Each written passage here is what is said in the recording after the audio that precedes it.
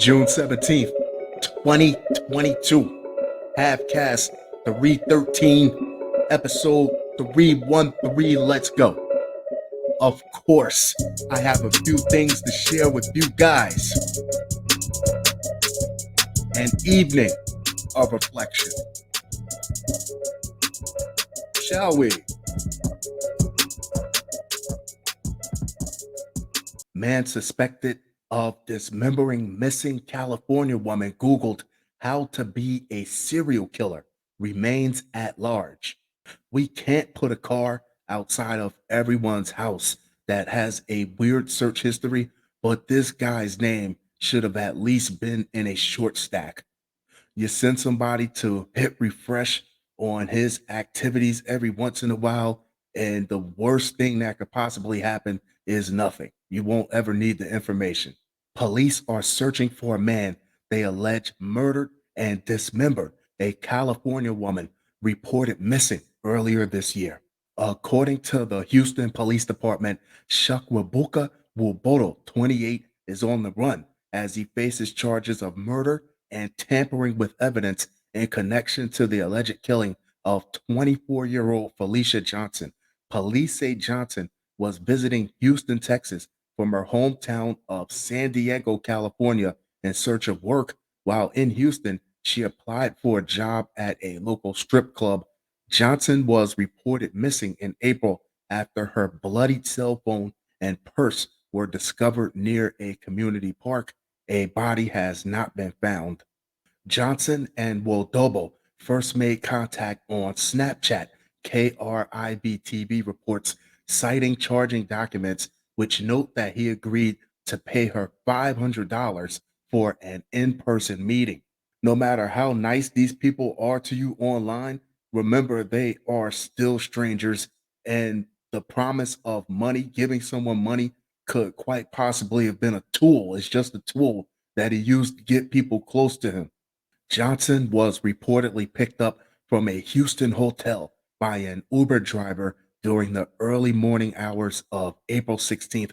She was then driven to Woboto's previous residence. The station reports from there, Woboto picked her up and drove her to his current address where authorities believe she was murdered. According to the news outlet, the suspect allegedly purchased a saw, trash bags, towels, and a flashlight following Johnson's disappearance. Latex gloves, a kitchen knife, and a shovel reportedly turned up during a search of Wodobo's car. In addition to Johnson's blood in the trunk and back seat, her blood was also found in Woboto's apartment, according to KRIV. A search of the suspect's internet records found he allegedly Googled how to be a serial killer and how does one plan a murder without getting caught. The station reports investigators said they found photos of a dismembered woman and three other dead bodies on Woboto's phone. According to the outlet, this man is a damn killer. Woboto was arrested on May 13th in connection with Johnson's disappearance, but was later released, according to KRIV. This man's a killer that knows how to target people who don't have any friends or family in the area, possibly looking for people from out of town to come to him. And apparently, he's patient enough to know how to get around police by being initially ruled out as a suspect. They let him go. While police currently search for Woboto, the alleged victim has not been located. With everything we hear going on with these Apple AirTag devices, if there was a proper use for one, if there was a better application for one, this would be it. Woman strapped to stretcher fires gun hidden under her dress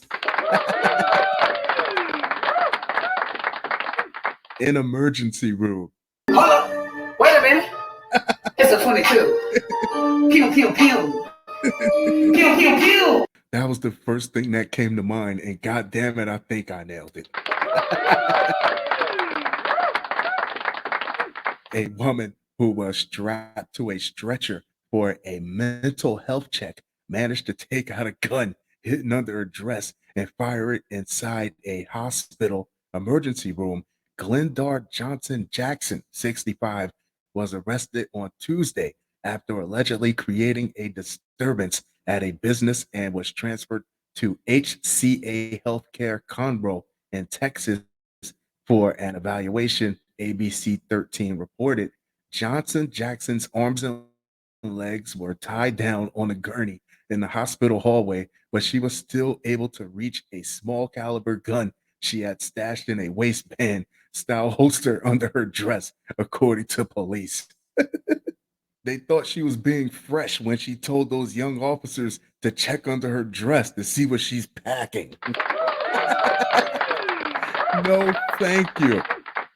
Somebody's old gun-toting ass auntie is out there. She fired 2 rounds before an emergency worker wrestled the gun away from her. So that's not a pew pew pew. That's a pew pew.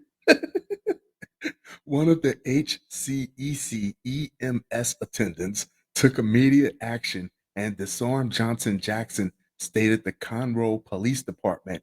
Conroe Police Chief Jeff Christie commended the emergency responder that took quick, decisive, and heroic action in disarming Jackson as she discharged the gun. His actions likely saved innocent lives. Police initially responded to a report of an active shooter at the hospital at 504 Medical Center Drive shortly after 11:45 a.m. When cops arrived, the scene was already secure. Johnson Jackson has been charged with felony deadly conduct and a misdemeanor count of unlawfully carrying a weapon in a prohibited place where between her legs. Mon-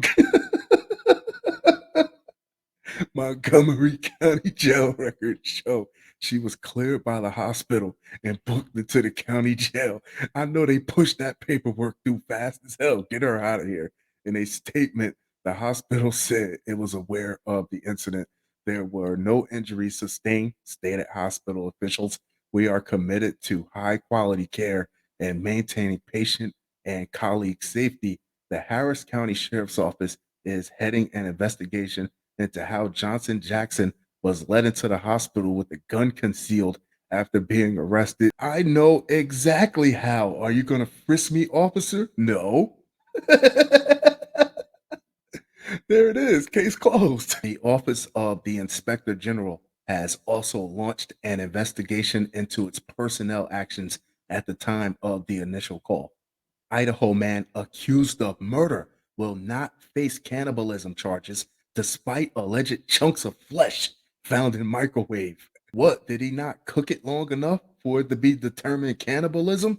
Did the meat thermometer not pop out when he microwaved it? An Idaho man accused of murdering and maiming a man in a bid to heal his ailing brain will no longer face a cannibalism charge. In the case, James David Russell was arrested in September and charged with the slaying of David Milton Flaggett. The 70-year-old victim was discovered dead and half naked. Half naked is a very wild term in this article. Inside his truck with parts of his thigh and genital region removed. Police said there was blood dripping from the vehicle parked at the time on the Russell family property in Bonner County. Autopsy results show the victim died from blunt force trauma to his head. Inside Russell's apartment, investigators said they discovered suspected human flesh, latex gloves, bloody newspapers, bloody pieces of duct tape, cutting implements with suspected blood, and several areas of blood. According to court documents, they also found his microwave splattered with blood and more suspected human flesh. If I'm an officer and I walk up on this as a crime scene, safety off. No way. Safety off. In wake of his arrest, the 40-year-old suspect told authorities he believed he could cure his brain by eating Flaggett. Still, First District Magistrate Judge Tara Hardin said she didn't find sufficient evidence to send Russell to trial on a cannibalism charge. Why? Because they didn't catch him eating an actual glizzy. She added that she would let the first degree murder charge move forward. I actually caught this story on a previous article when this first came around. Human flesh is not meant to be consumed. Just like mad cow disease comes from cows eating other cows, kuru is a disease that humans can get from eating other humans. Google kuru. Don't Google how to be a serial killer. One of Russell's defense attorneys, Randy Michael Grossman, asked during a preliminary hearing earlier this week whether authorities knew his client was under the care of a psychiatrist prescribed medication that he heard imaginary voices. Bonner County Sheriff's Office Detective Philip Stella, who responded to the gruesome scene last fall, said authorities were not aware of the suspect's medical history. Just prior to the grisly murder, Russell was reportedly staying at a California mental hospital where he told family members he intended to kill someone and consume their flesh. He is scheduled to be arraigned in district court on June 21st. Wow. Man arrested after seeking safety from law enforcement for not paying drug supplier. Oh, now you know that. You don't want to owe that man. He'll hit you. Get the picture? Kodak man. A Marshall man was arrested on Thursday after allegedly confessing to authorities that he had a large amount of drugs in his car. He's into some bad people if he's willing to throw himself in jail and throw the key, lock the door behind him himself. 32-year-old Pedro Serrano was arrested and charged with possession of a controlled substance and resisting arrest. Authorities said Serrano came to the Harrison County Sheriff's Office claiming to be in danger and asked to speak with members of the Joint Harrison County Violent Crimes and Narcotics Task Force because he was concerned with his safety. Woo!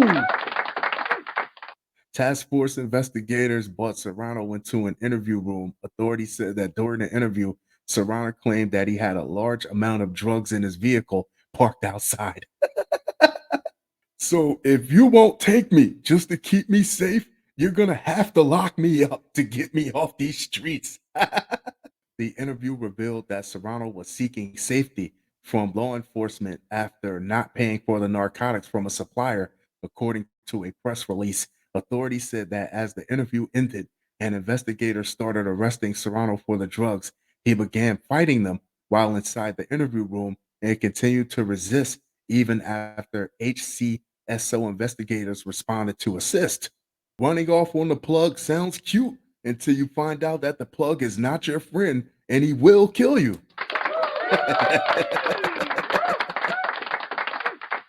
Serrano was eventually taken into custody and escorted to the Harrison County Jail.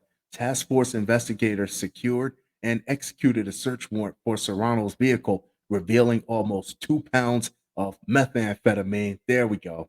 How much you want to bet he smoked up half of this man's stash and now this man wants his money like Big Worm? Law enforcement is a unique career and every day is different, as this episode clearly shows. I am thankful these narcotics landed in our lap instead of the streets or lives of our community. Fortunately, none of my staff were injured during the struggle of trying to arrest this suspect, said Sheriff Brandon Fletcher. Serrano is being held in Harrison County Jail with a $100,000 bond. Here's a plot twist. How about the guy that he owes the money to bails him out of jail? Fun show. Fun show. Fun show. That being said, I'm going to wrap this one up, but I'll be sure to talk to you guys very, very soon. Adios.